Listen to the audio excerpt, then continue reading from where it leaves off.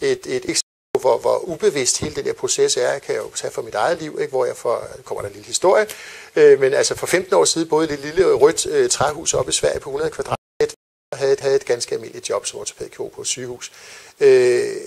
Jeg kunne stå og fluefiske en hel dag uden at fange noget og føle mig lykkelig.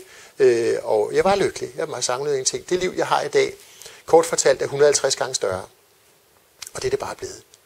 Og på brug for det liv, der er 150 gange større. Og de der 150 gange flere ting, der er, det er en stress hver eneste evig dag, uden jeg egentlig registrerer det som stress. Men det er ting, jeg skal forholde mig til, ting, som er fyldt op, ting, som fylder, ting, som kan gå i stykker, ting, som har en værdi, ting, som hele tiden er en del af det her liv. Og pointen er jo, at de er bare kommet til, uden jeg egentlig har haft behov for det, uden jeg har ønsket det, uden jeg har villet det, men jeg har valgt det til, fordi chancen lå lige for.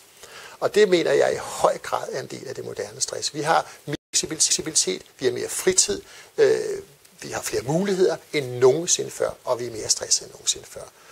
Og det der er problemet, det er, at der er ikke nogen andre, der sætter grænsen op for dig i dag. Friheden til at arbejde fleksibelt, ja, det er for mange mennesker. Friheden til at være på hele tiden. Vi sidder i bussen, mens vi sidder i toget, vi er på internet, vi er nåbare med sms'er og telefoner og alle de andre ting hele tiden. Og vi er jo bange for, at vi vil gå glip af, hvis vi ikke er på. For det kunne være en mulighed, det kunne være et tilbud, ikke? Endnu er jeg ikke gået glip af 1 million, ved jeg ikke at svare på telefonen, vel, men det kunne jo være. Og det er i høj grad, sådan, som jeg ser, en stor del af den moderne stress. Det er vores manglende evne til at ramme os selv ind, skærme os selv for ydre indtryk, ydre muligheder, fordi det føles godt i nuet.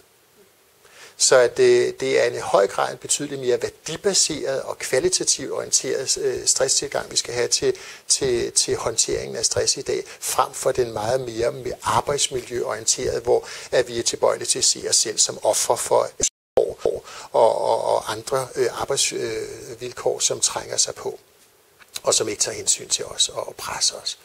Så at det, der er så interessant, når man kigger på det her bære, og det er jo det, man møder ved folk, det er jo lidt tabuagtigt, når man som udgangspunkt føler sig udefra kommende, at så en person som jeg begynder at italesætte alle de ting, der ligger i det her bære. Ikke?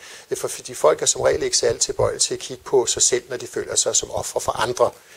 Men hvis der ikke lå noget af det her bære, du selv kunne gøre noget ved, så vil du bare sidde som et offer. Jeg kan ikke ændre arbejdsmiljøet på Novo Nordisk eller på AP Møller i morgen, men det jeg kan ændre på, det er at prøve at få dig til at være selvreflekterende og mere kritisk kiggende, der ligger ting, du selv har lagt i, ting, du selv har kontrol over. Og hvis der ikke var noget, du havde kontrol over, havde indflydelse på, så ville der ikke være noget, du kunne arbejde med.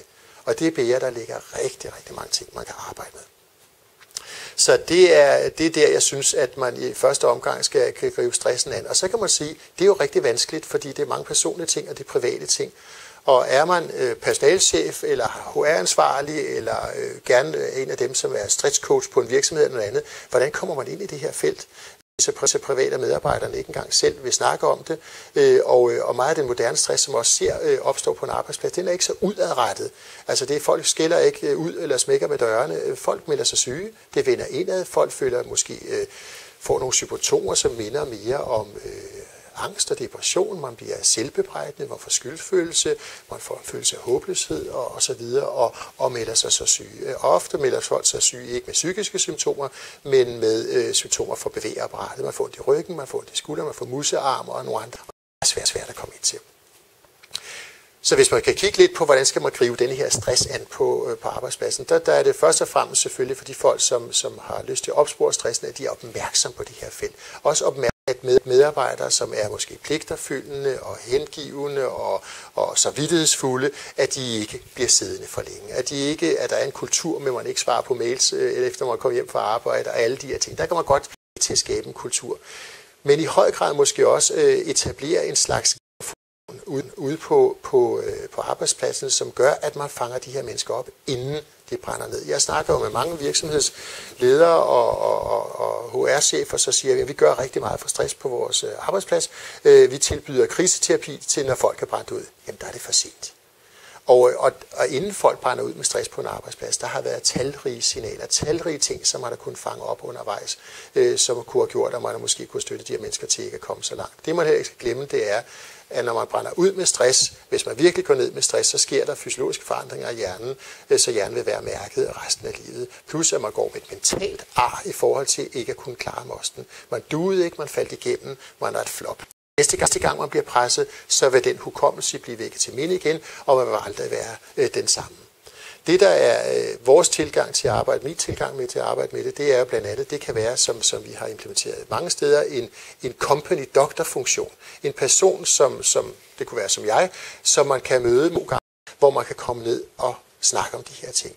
Under tavshedspligt, ikke? Hvor en læge også vil kunne se på den tykke mave, forbruget, det er måske stigende kolesterol, den dårlige kondi, koble det her sammen med, hvor rustet er man egentlig til at stå imod. Udfordre personen ind i privatsfæren også, som man jo kan gøre som læge.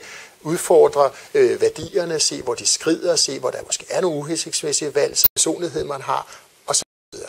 På den måde vil man kunne italesætte nogle problemer, som man som personalechef eller HR-ansvarlig har meget, meget svært ved at italesætte. Og holde den her person på sporet, få den her person til at kigge på nogle af de ting, der ligger i bæret, træffe nogle som så vil være til gavn for både personen selv, men for virksomheden også, og på den måde undgå, at en person brænder ud. Og når en person brænder ud på en arbejdsplads, er det en mellemleder eller noget andet, så koster det jo alt fra 0,5 million til 4 millioner kroner i omkostninger. Og det her med krigsterapeuten eller krigspsykologen bagefter, det er kun et lille plaster på såret. Det, der også er en væsentlig vinkel i forhold til, når folk har været nede med stress og har gået i terapi og skal tilbage på arbejdsmarkedet. Det, jeg møder vældig ofte, det er jo, at arbejdspladsen forventer at få den samme Peter eller Lise tilbage. Det er det pres, folk også føler sig på. Jeg skal være tilbage og være den samme, som jeg var før. Og der er det uendelig vigtigt at få både arbejdsgiveren og den ikke, du ikke skal være. Som brændte ud med stress, den Jens og Lise var ikke i stand til at opspore stressen, opfange symptomerne, skred i svinget og lavede nogle fejltagelser, som gjorde, at de kom så langt ud. Arbejdsgiveren og sporet, det ikke skal komme tilbage med, det er jo at være en mere indsigtsfuld og en klogere og en mere selvreflekterende person, en helt anderledes person, som kender sine begrænsninger, kender sine sårbarheder og sine skrøbeligheder. Og hvis man kigger på coachingbegrebet sådan generelt, så handler coachingbegrebet jo meget om at tage udgangspunkt i vores positive ressourcer. Vi skal udvikles, vi skal hele tiden gå, og vi skal helst være bedre.